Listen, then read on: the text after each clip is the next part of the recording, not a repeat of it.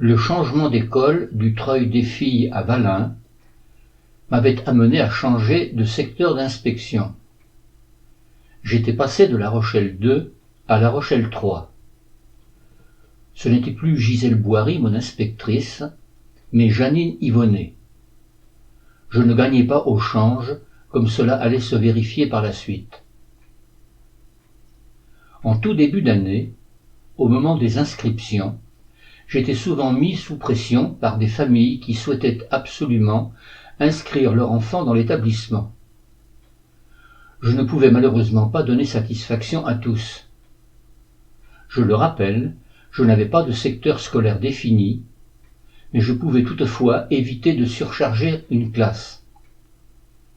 J'avais proposé à mes collègues d'éviter à tout prix de dédoubler les sections. Toutes avaient été d'accord de conserver le plus longtemps possible des niveaux uniques dans chaque classe, ce qui facilitait grandement le travail et l'efficacité.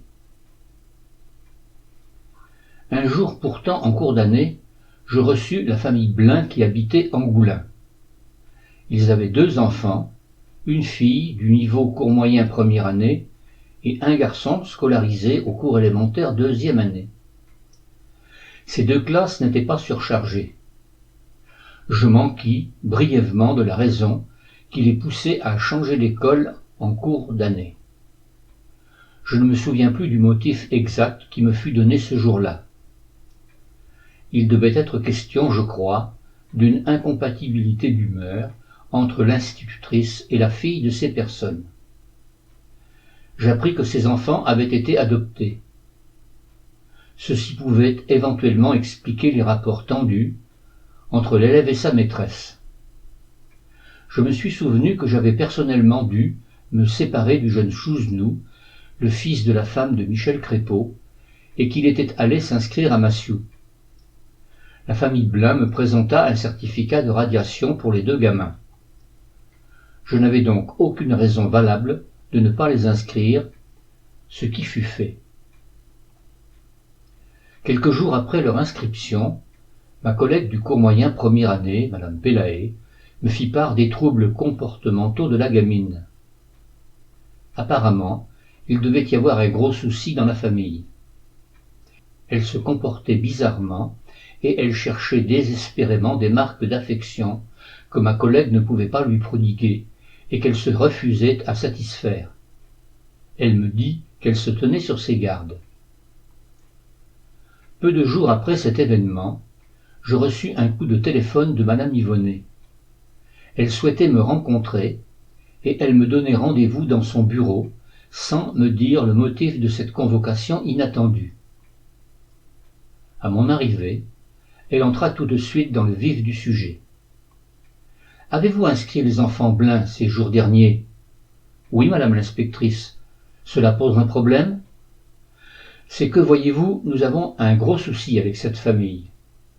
Elle intente un procès en justice contre le directeur de l'école d'Angoulins et également contre moi-même. » Et là, elle me sortit un dossier volumineux, épais d'une bonne dizaine de centimètres, et rempli de lettres, de convocations, d'assignations et autres joyeusetés.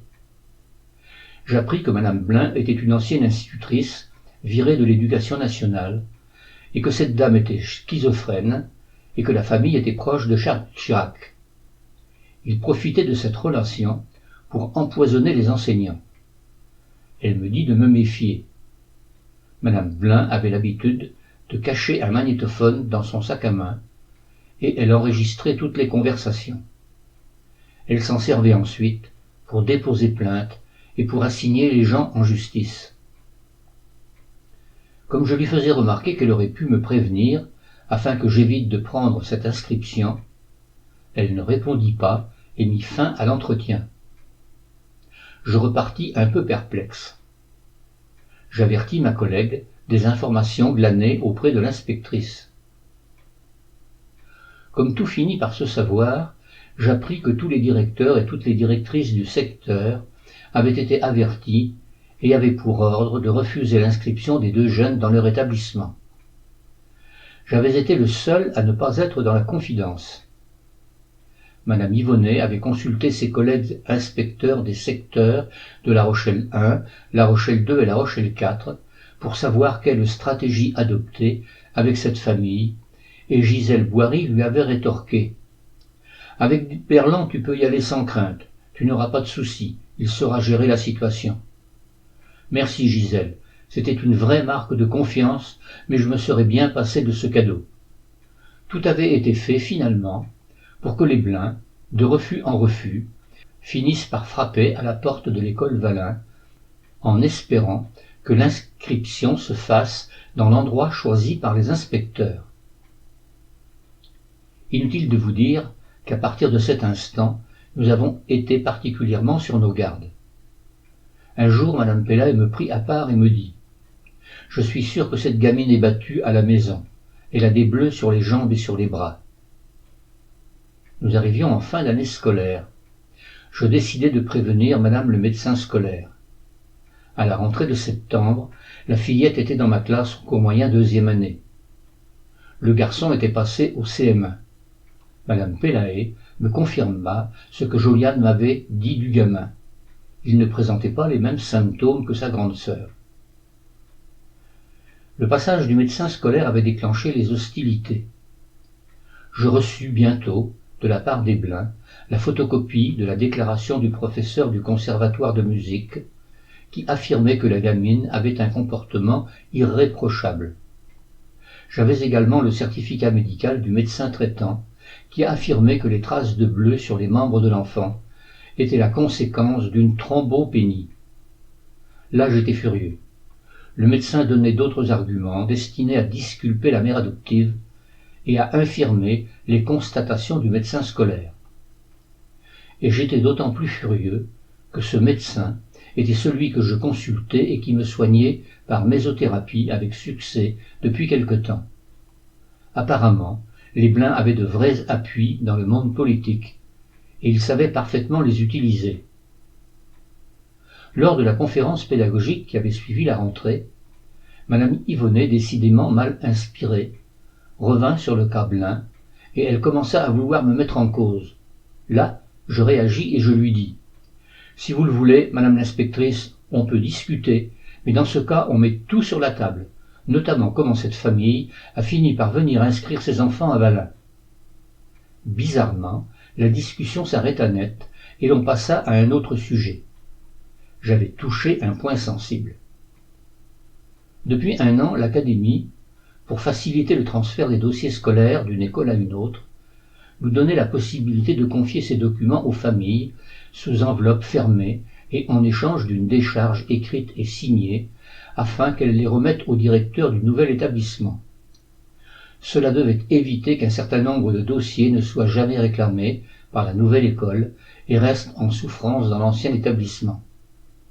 Dans cette circulaire, il était toutefois précisé: sauf si des motifs impérieux s'y opposent. Quelques semaines après la rentrée, Madame Blain vint me demander un certificat de radiation pour ses 2 enfants. Elle désirait récupérer leur dossier scolaire. Je refusai. Elle exigea que je les lui remette, arguant du fait que les nouvelles directives ministérielles encourageaient les directeurs d'école à procéder de la sorte pour leur transfert au nouvel établissement. Je refusai à nouveau. J'eus droit, alors, à une avalanche d'insultes, plus fleuries les unes que les autres. Je l'écoutais sans réagir, sans prononcer un seul mot. Je me doutais que le sac à main que tenait cette brave dame contenait un petit appareil qui enregistrait toute la conversation. Lorsque le flot de mots fleuris s'arrêta, la dame, écumant de rage, se calma et je lui dis: « Je peux, madame, vous permettre de les consulter dans mon bureau si vous le désirez, mais ces documents resteront ici. L'établissement qui accueillera vos enfants pourra en faire la demande. Je les lui transmettrai par la voie habituelle. » Finalement, Madame Blain abandonna la partie. Elle sortit, munie de ses 2 certificats de radiation. Il n'était pas question, pour moi, de lui confier les dossiers. Je savais pertinemment ce qui risquait de se produire. Ou bien ils auraient été détruits dès la porte de mon bureau franchie, ou bien la famille s'en serait servie dans le conflit qui l'opposait à l'école d'Angoulins. Les appréciations des enseignants, portées sur ces documents, auraient pu faire le miel de son avocat et être retournées contre eux. Une quinzaine de jours après cette visite, je reçus une lettre de monsieur l'inspecteur d'académie, accompagnée de la copie de la lettre de monsieur le préfet de la Charente-Maritime, qui faisait état de mon refus de confier les dossiers scolaires à la famille Blin et qui demandait des explications sur le motif de ce refus. Je fis une réponse circonstanciée à ma hiérarchie, et je n'entendis plus jamais parler de cette sombre histoire. Je n'en avais pas fini avec mon inspectrice. Au cours du second trimestre de l'année 1984, elle vint m'inspecter. À la fin de la visite, elle me fit un reproche. « Vous apprenez les divisions avec virgule à vos élèves, monsieur Berland. Ce n'est pas au programme. Vous devez vous en tenir aux instructions ministérielles. » Si je ne leur apprends pas les divisions avec virgule, madame l'inspectrice, ce n'est pas en sixième qu'ils les apprendront. Je ne vois pas pourquoi je les priverais de cet apprentissage, puisqu'ils réussissent parfaitement à les maîtriser. J'ai réalisé la totalité du programme imposé. C'est un plus qui ne peut pas leur porter préjudice, bien au contraire. S'ensuivit un échange musclé entre nous. Elle finit par partir sans m'avoir convaincu du bien fondé de ses reproches. En fin d'année, je n'avais pas reçu mon rapport d'inspection. Durant les vacances, la répartition des secteurs d'inspection changeait. À la rentrée de septembre, je n'étais plus dans le secteur de madame Yvonnet. Je passais de La Rochelle 3 à La Rochelle 1. Ma nouvelle inspectrice était mademoiselle Colette Delarue. Mon rapport d'inspection n'était toujours pas arrivé. Je demandai un rendez-vous à mon inspectrice. Durant l'entretien, je lui dis « Je vous prie de m'excuser, madame l'inspectrice. J'ai une demande à vous formuler. Au cours de l'année écoulée, j'ai été inspecté par votre collègue, madame Yvonnet, mais je n'ai jamais reçu mon rapport d'inspection. Pourriez-vous, s'il vous plaît, intervenir auprès d'elle, afin qu'elle me le fasse parvenir ?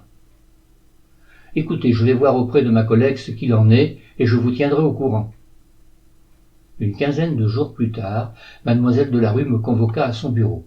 « Écoutez, monsieur Berland, madame Yvonnet ne trouve pas trace de son rapport. Il semble qu'elle l'ait égaré. Je vous prie de bien vouloir oublier cette inspection.